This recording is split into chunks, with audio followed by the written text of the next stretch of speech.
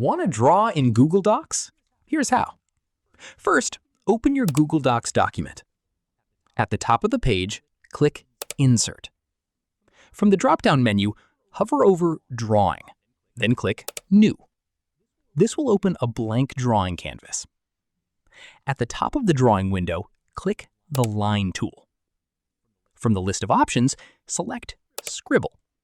This tool lets you draw freely with your mouse, touchpad, or stylus. Now, click and hold your left mouse button, then drag to draw anything you like on the blank canvas.